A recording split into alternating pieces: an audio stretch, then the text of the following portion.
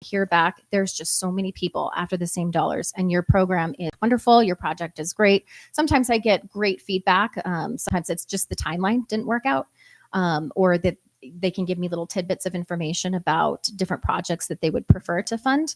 But the majority of the time, it's just we have had more applications than ever, and it's really hard for them to select. But that one, yes, is our only 6-figure grant that we have received. But I'm typically writing about 2 to 3 grant applications per month. And I know that in a little bit here, they'll kind of briefly mention that we did receive a grant yesterday to help refresh the sensory room next door. So very excited to share more information about that when we're able to. Awesome. And it's not to downplay the 5-figure, grant or donations that come in, because they are significant, and I think it's aspirational. And hearing about the feedback cycle just reminds me that if you ever wanted to become a real estate agent, because you have all the skills and abilities that lead to success in that field. Mr. Chair, just please don't encourage her to leave. I need her. The one that she didn't mention is the work that she's done in setting up the bonfire platform for selling of like t-shirts and shirts and things like that, and that has raised over 6 figures. And we were looking at the numbers today. She has not only been able to sell over 100,000 in apparel, but also got 10,000 in donations on top of that through that platform. And so pretty fantastic.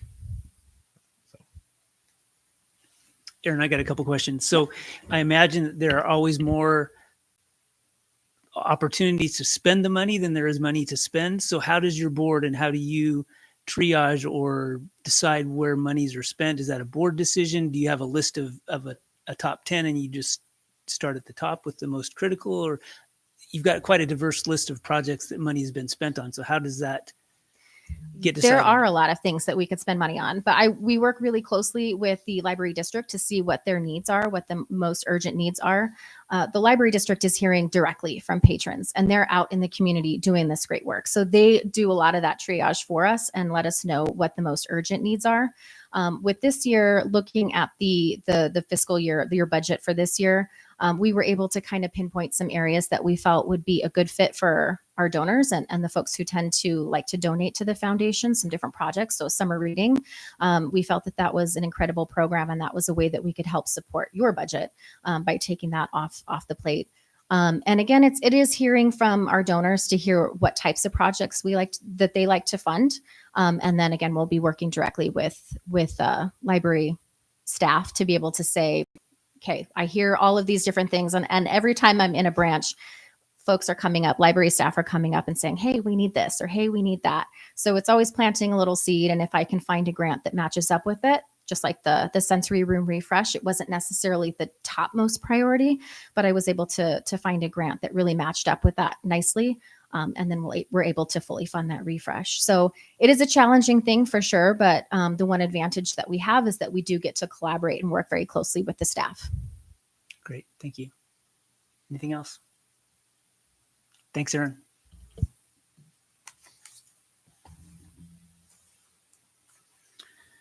Up next on our agenda is item number 6, the Director's Monthly Updates. Mr. Grove. All right, thank you, Mr. Chair. I will just kind of run through some updates and hand it over to Vasile, and then I'll do a Cherry Lane branch renovation update after that. So last month, we had staff preparing for the board meeting the request for reconsideration. That took up a sizable amount of our time in March. We have staff that are building out a database for inventory and asset management, and we will be using staff during the closure of Cherry Lane to help us populate that database. One of our largest social media posts that got traction in the month of March was the cross promotion of the In and Out reading program. And this is a picture of the larger of the 2 home delivery vehicles and the wrap that got installed at the end of March.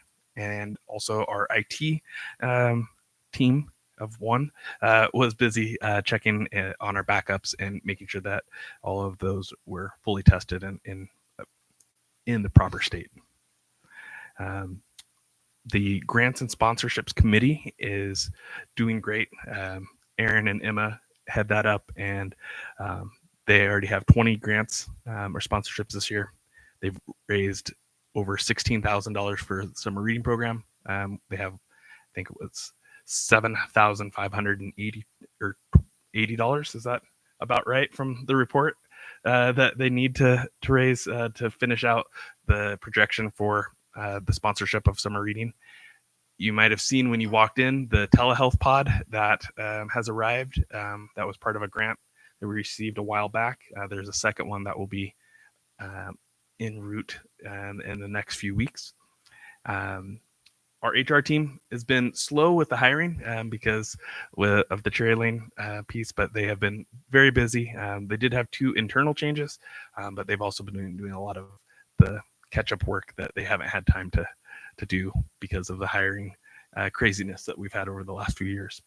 And then Jenny and her team in material services have been busy adding, especially to the digital collection. And just wanted to throw in some of the March numbers. They were in the board report, but always like to see these pulled out and how busy all of our locations are. So, and to your point, the teen numbers are low.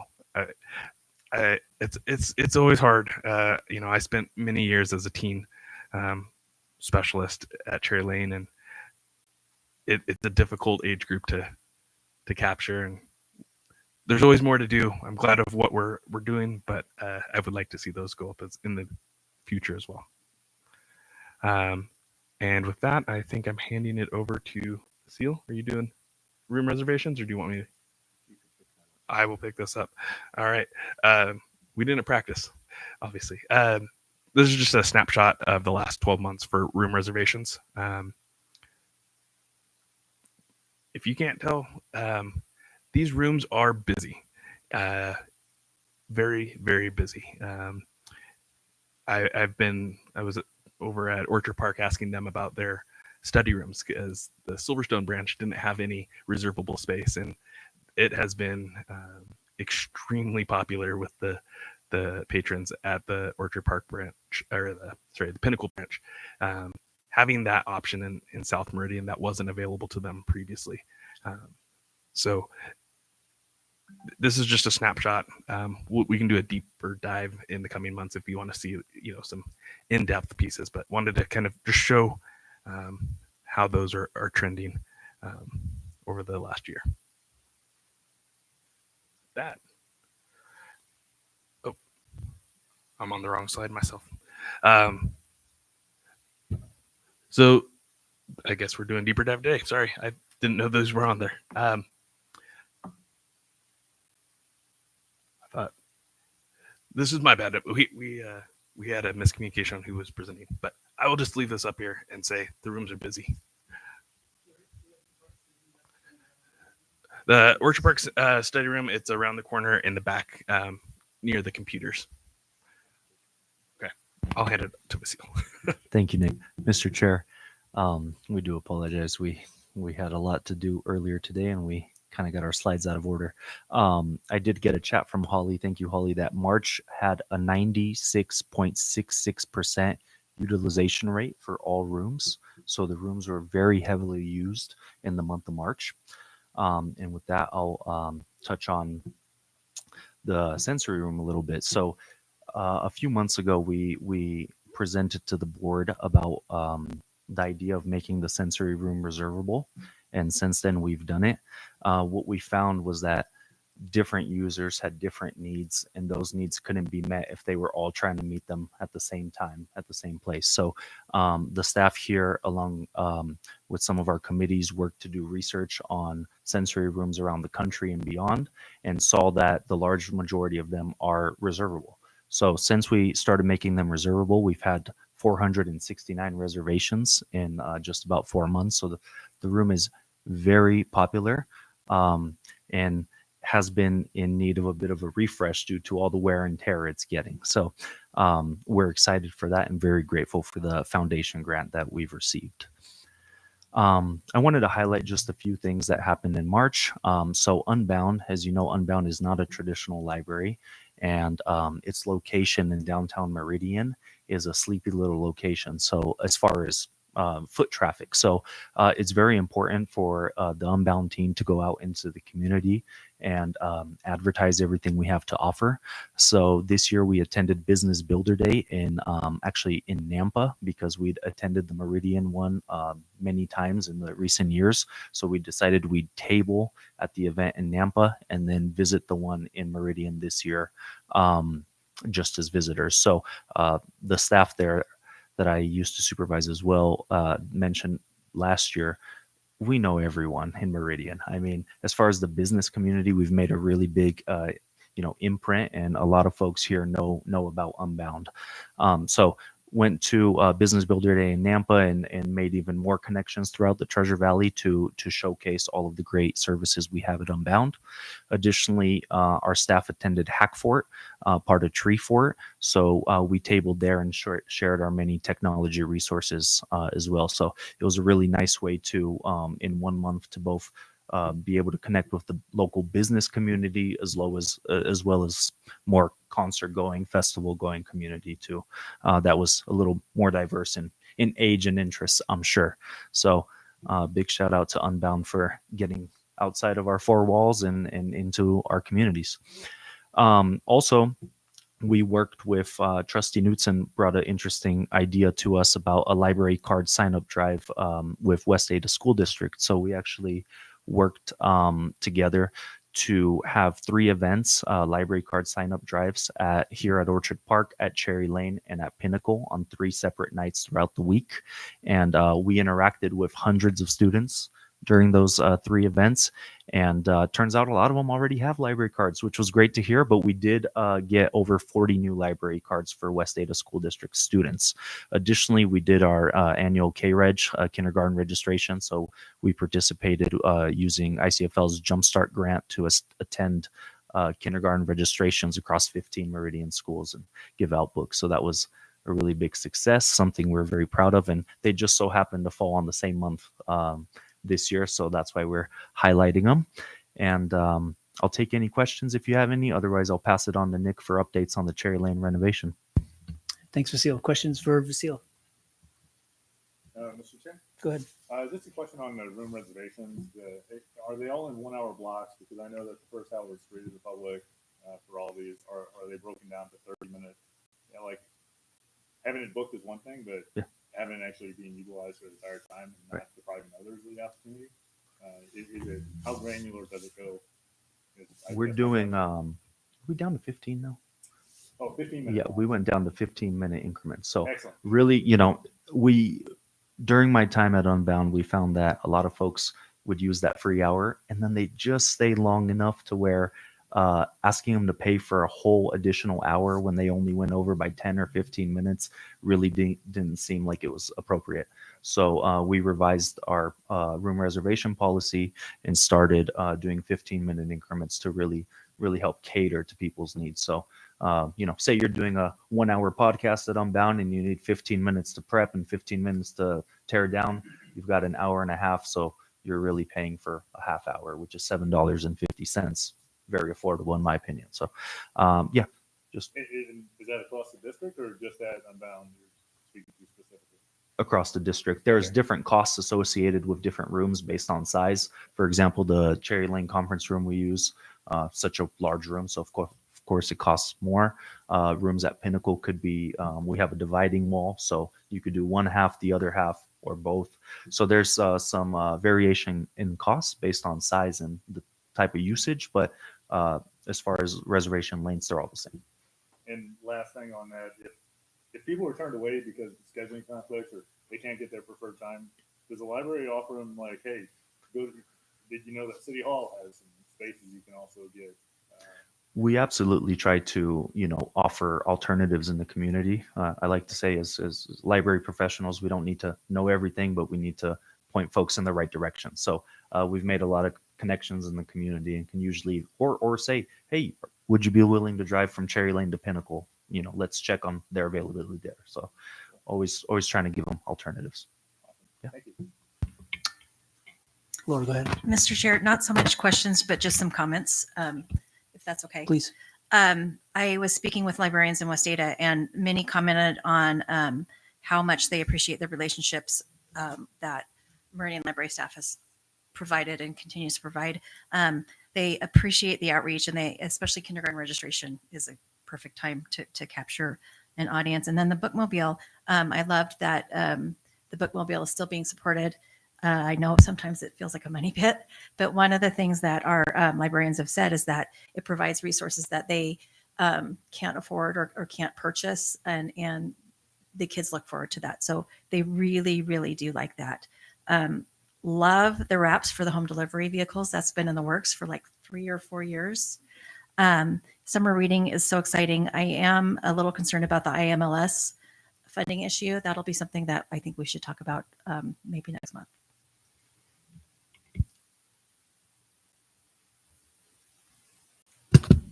Nick, go ahead. Cherry Lane. To the IMLS piece, the direct impact for us is minimal. The indirect is unknown. We won't know for a while what that indirect piece is. The direct piece is much less. There's been grants to do certain things over the years, but that's not an annual thing that we budget for directly, or specifically, I should say. And so the direct impact, minimus. Indirect is probably going to be more significant. Yeah. But happy to jump into the Cherry Lane renovation stuff. I will start with a schedule overview. Will be hard to see on the screen, and then I'll do a recap of what we talked about last month before getting to pictures, because pictures are way more fun. So this is the most updated Cherry Lane renovation project schedule as of 10 a.m. this morning. Doesn't mean that's exactly what's going to happen, but this is where we're at right now. There's a big block in the middle that says 12 months. That way we can see everything on one page, but we are in the section of construction documents right now. And in May, we hope to start permitting. We have a process that we have to go through with a development agreement. I will know more tomorrow morning after meeting with the team regarding Leisure Lane. However, I don't have a whole lot to update other than saying it's complicated and we're working through the various steps. I think we had a 8-point plan on the next 4 weeks of what we have to get done. So it's for us, for the district, we're in a real hurry up and wait phase with our contractors. Once we have that, then we can move forward with all of the next steps. But that's really the piece that keeps me up at night, is getting through that next phase. Once we get through that phase, then it's just time at that point. So we'll go on and look in a more generic way at the schedule. So we're in the planning or the design phase, I should say, and starting to get into that building, bidding and permits phase. And then this summer, we will get into the construction phase. And then in winter 26 or early 27, we'll be looking at the opening phase, depending on the timeline of what actually happens during construction. Having gone through a few of these construction projects, we can plan really, really well, but that doesn't mean that's exactly what's going to happen. So building in some buffer and not trying to set an open date until we get much closer, so that we can actually hit our target instead of having to continually change it. So we have a communication plan that's ready to go. We almost rolled it out, but we had to push back the closing of Cherry Lane from May to August. And so rather than closing before summer reading, we'll close directly after the summer reading program ends. It doesn't have any material impact on the construction team, as they were not available to get started until September anyway. And so we will keep Cherry Lane open through, I believe, August 2nd is the soft penciled in date right now. And then we will begin the moving out phase, and they will begin construction immediately following Labor Day. Again, those are penciled in dates. We hope to have them written in ink later, but for now, that's our best guess as we go through the next few processes. There's a lot to go through. We're really excited about it. And the next few, I'll just run through some slides because we had pretty pictures this morning, and I thought I would share them with you all. So this is the circulation desk that they've designed. It will be kind of right in the middle of the building. They'll have sit stand desks for 2 of the 3 stations, and the desk has been lowered so that it's more accessible to users of all sizes to be able to come in and interact with staff. There will be different size shelves depending on where they're at and what they're going to be used for. They will be somewhat similar to the shelves that we have here at Orchard Park, but rather than having the gray end caps and the gray tops, they'll have wood finishes on the tops and the sides. That'll help lighten the room, lighten the space, and be more in line with what is currently at Cherry Lane as well. We spent a lot of time this morning talking about millwork. So all of the things that will have to be made for the space. This is looking at the business center in the middle of the building where the computers are, and making sure that we're fully utilizing that space. This is the maker space, which is the current Cherry Lane lobby. And so right now when you walk in, like where that TV screen is on the wall, for example, is the janitor's closet in between the men and women's bathrooms at Cherry Lane currently. So this will be a space that is very mobile. It can be reconfigured and will support a lot of the teen after school programs, but also a lot of the different maker activities for young kids and for adults as well. This is part of the teen space. We spent a lot of time talking about the millwork here and what is going to be needed to be able to set up the space. Cherry Lane, as you all know, has the largest after school program of any library that I've ever been a part of. And from my experience or in talking with other directors, the largest after school program of any library in Idaho, due largely in part to its proximity to the schools, but also because our staff have done a great job of creating those relationships. And as a district, we've done a good job of creating a space where the teens feel welcome and comfortable coming in and hanging out with one another. And so making sure we're designing these spaces to encourage them to use the library. This is part of the large program room that will be kind of where the domed part of the building is. You can see the higher portion of it there. And then this is we spent most of the time, like I said, talking about closets and cabinets and desks. So this is why we're getting a picture of that. But this will be some of the storage space in that room, but there'll also be a sink in there as well to be utilized for programs. And it will also be a reservable space for the public. This is where the director's office used to be at Cherry Lane, making that into a study conference room. You can see the patio there on the left.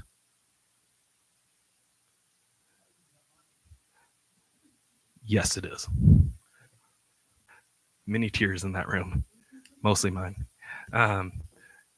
These the courier bin storage. So we move thousands of materials through our locations every day that go to different branches within our system, but also other libraries throughout the Lynx consortium. And so the Lynx courier stops at these locations, picks up the bins, and takes them to Nampa, Boise, Caldwell, and then our internal courier takes them to our branches when we have different things that go between the Meridian branches. So looking at the millwork there, front and center of the picture is the Lynxos sorter automatic handling machine, which will be now at the back of the building, so the north side of Cherry Lane, and will allow us to have a drive-up book drop at Cherry Lane, which has been something that people have been asking for since I started here 13 years ago. This is a conceptual piece. I'll show you a better picture of the children space. This was the south wall in the large program room currently. So this will be an activation space. And rather than having a sensory room like we have here at Cherry Lane, is being able to take the concepts that have worked here and also learning from the things that haven't worked well here and incorporating them into the new design. So if we look at the next one, it has a little bit more realistic look at what that looks like. So again, we're still in the design phase. Things are still in flux and changing, but this is really cool how they've looked at how to utilize the space and make it work for different people's needs as they come into the library. And we have a little space that could be used for like small story times, but also for just individual use, small group use, being able to use foam that it's hard to see here, but kind of in the middle back of the picture, there's foam tiles that they can pull out, sit down, read, engage with a parent in discussion of a book, those types of things. And then they'll have small toys and manipulatives in the space as well. And that is all I had for today's Cherry Lane renovation update. Thank you, Nick. Questions, comments? Mr. Chair, Director Grove, thank you. I love the dynamic design with the makerspace and the kids space. That's amazing. The teen space looks very bright. So one of the things I don't love about Cherry Lane right now is it feels a little bit like a box inside a box. So that is very exciting to me. So I just really appreciate the thoughtfulness and consideration that we're putting in to the design process, and then also taking what we know it works and hasn't worked and applying that as we go through Cherry Lane. Thanks. Mr. Chair. Josh, go ahead. So, Laura, just for the fans of Box in a Box, there are plenty of study rooms and compartmentalized areas of the renovated library. So fans of that will still have that option available to them. I just wanted to say that I think it's a great job. I don't know who is putting on a website, but under capital projects, a lot of pictures have been shared with the public, along with just like the transparency with the financials. So good job on continuing to populate that section of the website with information. And along with that, Josh, I'd say it's nice to show the patrons, the taxpayers, and others that the plant facilities levy that passed overwhelmingly in 2019 with the 4 projects, 3 down, 1 to go, and here it is. And so things are on track, which is great to use those monies as they're set to be used. Yep. Mr. Chair, please, if I may, I just need to readdress one of the things I mentioned with the Meridian Library Foundation is that they're the heavy hitters on additional budgets. And unlike the Idaho legislature that takes all the lottery dollars and uses that to fund education instead of actually budgeting for education, I'd like the public and everyone that reviews these to know that the library does things differently. We actually make a budget, stick to the budget, and then additional monies from the foundation supplement it. Kind of what you would think the lottery in money to the legislature would do for education, but unfortunately is not the case. Mr. Chair, yes, I would like to say, so the things that we're seeing, especially with the sensory room and those pictures, those are coming not only from, myself and the rest of admin, but really these are things that we're hearing from the staff, and we're hearing from the public, both informally, but also through the formal processes that we had this past year of doing focus groups, and outreach opportunities to learn from what their pain points have been and what they've been excited about or enjoy having in these spaces. And so, is the renovation going to be perfect? Absolutely not. I've never been a part of something that has been perfect when there's this much going on, but we're trying to be responsive to the feedback that we get both from staff and from patrons alike. Great. One question on the Leisure Lane thing, without getting into a lot of detail, are we going to be okay there? We just need to follow the steps. Nothing is amiss. Okay. It's just it's getting a all long process the that you have to just go checkbox by checkbox to do. So far, we have no reason to believe that there's anything that will impede where we're at. Okay. But we have to go through the easements process. all got worked out? Yes. Okay. Thank you. Or in the process Okay. of, yes. There was a parcel that had been essentially abandoned for 15 years that we're going through the quick deed process of taking that back. Great. Thank you. Okay. Additional questions? I have one, Please. one more question, comment. Mr. Chair, Director Grove. My understanding is that the main entrance to Cherry will then face Leisure Lane. Is that correct? That is That's the current plan? correct. That is Okay. our current plan is to remove access from Cherry Lane where the current entrance to the Cherry Lane parking lot is. We will leave the exit that's on the west side and make it a right out only.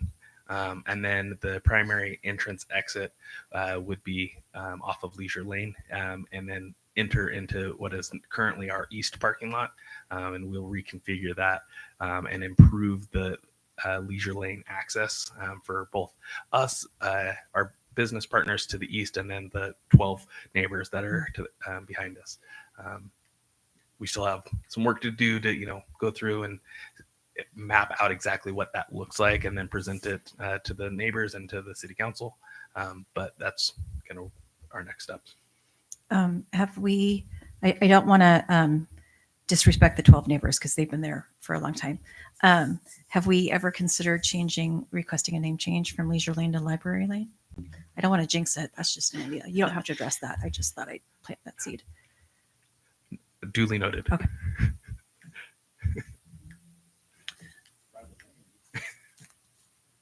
Okay. Let's move on to agenda item number 7.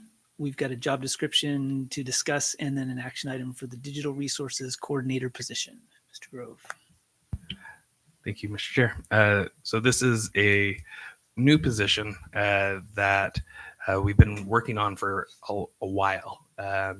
And we haven't brought it to you until now because we've been really taking the time to see where the gaps are with some of the changes that we've made over the years, and trying to make sure that we're offsetting these so that we're paying people to do the things that we've hired them to do.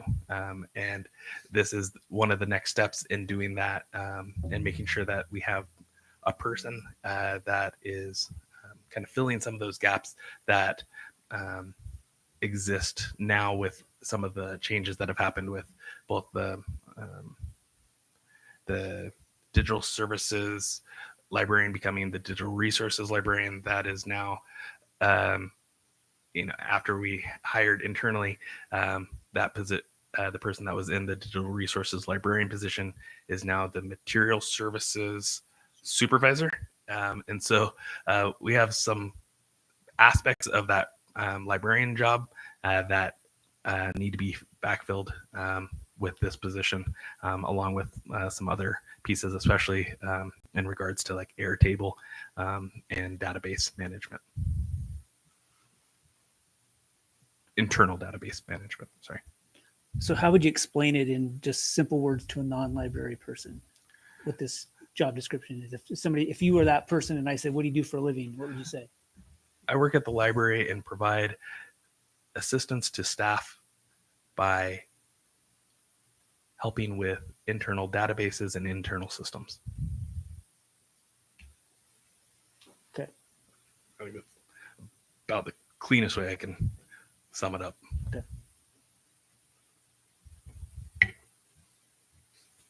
Additional questions or comments? If not, I would entertain a motion. So the action item would be to approve this job description. Mr. Chair. Go ahead, Josh. Mr. Chair, I move that we approve the Digital Resources Coordinator job description as presented and published.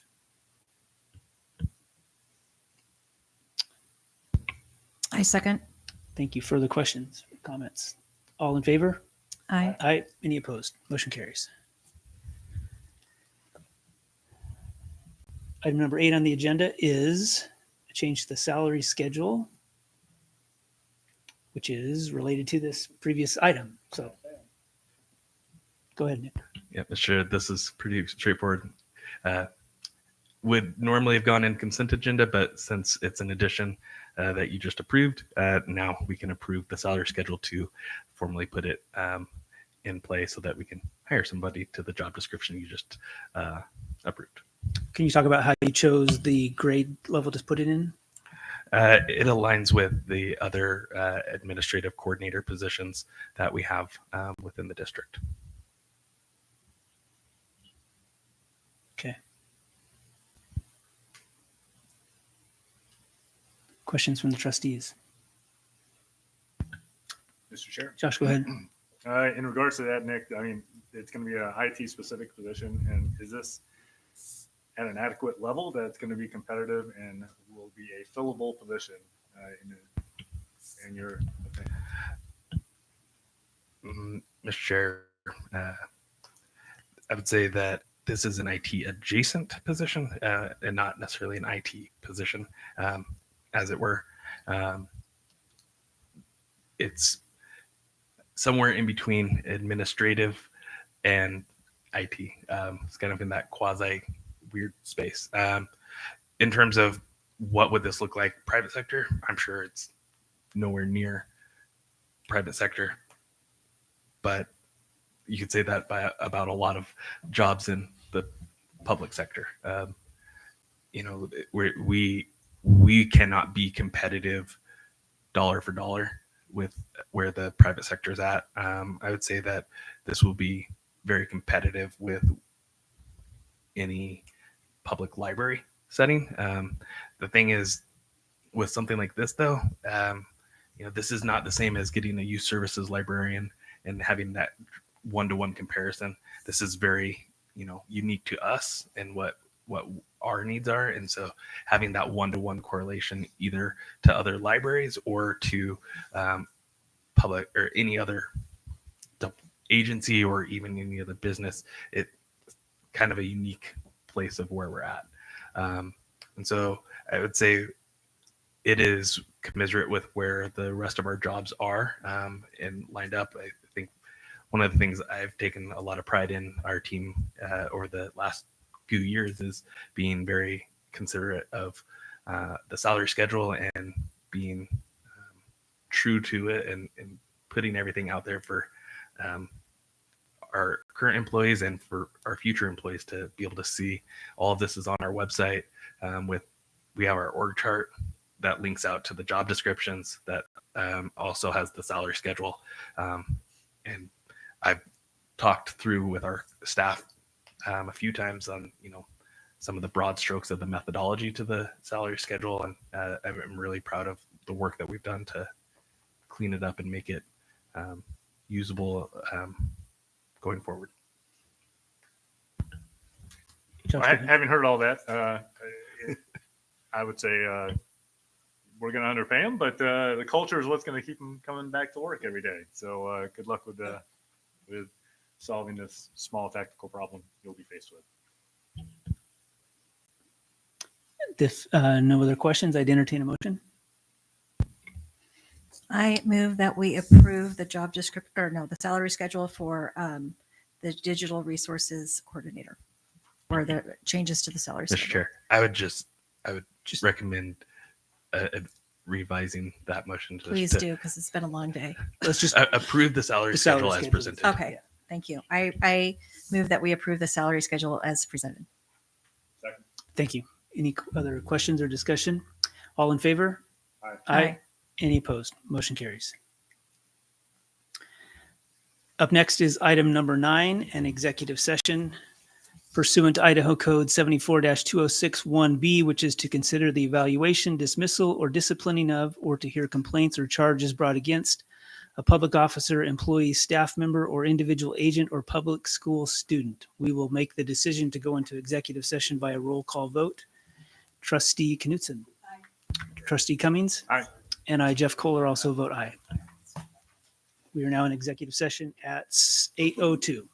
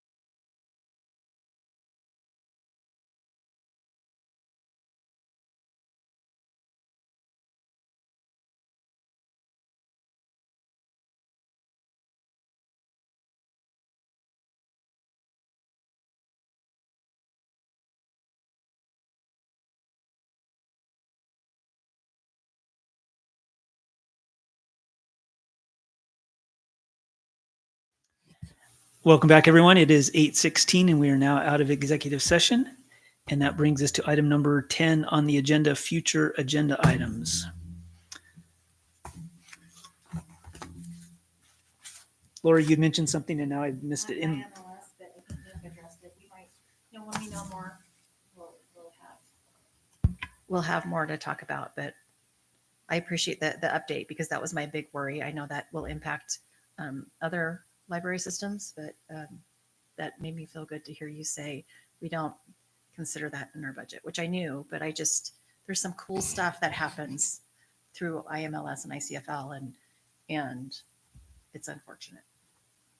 I would say that the biggest impact for us will be the indirect cost or the indirect piece, which becomes direct, but the indirect being if the funding from IMLS, but more so the state funding to ICFL, if because of some of their pieces not being funded, it's going to impact what is available to libraries across the state in terms of professional development. So not having those first time conference attendees, not having the continuing education money, those are very tangible pieces. We're in a place as a district where we can absorb some of that, not all of it, but we're in a much better place than a really small district that there's a library director I was talking to a while back that her entire budget is $40,000. Like if you take a $1,200 professional development grant away from her, like that's I mean, she's probably not making it to it anyway, but definitely not without that money. Whereas we have the ability to absorb it now. Instead of sending 5 people to a conference, we might only be able to send 3, things like that. But it won't radically change things for us. It'll have an impact, but we can also present on that during the budget process over the next few months, starting in June. Okay. Cherry Lane, I'm sure will be a recurring item on our agenda. Yep. And policy reviews, the regular rotation. We're not yet in budget season. Anything else that I'm missing? Not thinking of. Okay. Let me know if there's things you all want to have myself or staff or outside presenters come in and present on. We're happy to get those lined up, and tell us what you want to know, and we'll make sure that we get somebody here to help. Yeah, I may go back to some of my early agenda in my first 2 years and just see what some of those. We did have a number of outside speakers come in, so I'll see what some of those were and if it might be useful. Yeah. Okay. Great. It is 8:19 and we are adjourned. Thanks, everyone.